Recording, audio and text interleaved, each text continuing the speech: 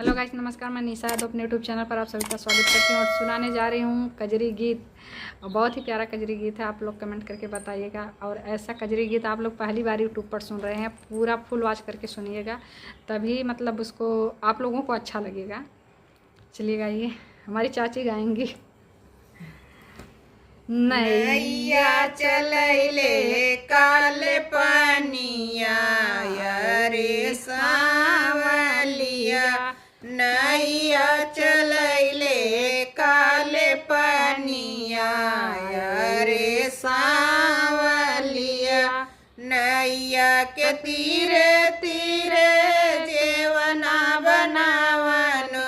घींच के जेवैले रे सावलिया, घींच के जेवैले बंगलिनिया रे सावलिया,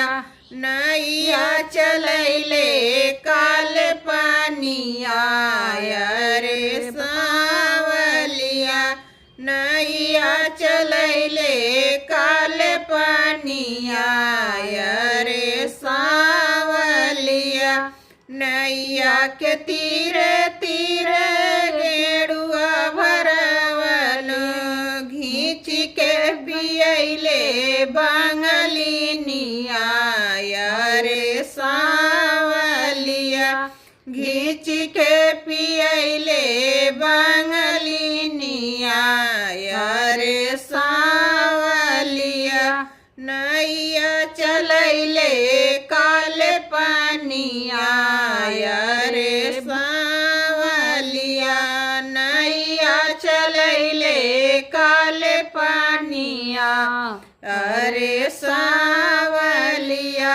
नैया के तीरे तीरे बीरवा जरवन घींच के कुचैले बंगलिनिया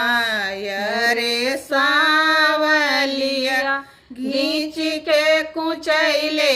बंगलिनिया रे सावलिया, नैया चलैले काल पनिया रे सावलिया, नैया चलैले काल पनिया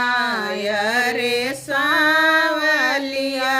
नैया के तीरे तीरे से जिया लगवनो घींच के सोवैले बंगलिनिया रे सावलिया, घींच के सोवैले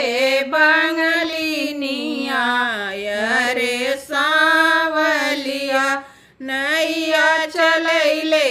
काल पनिया रे सावलिया,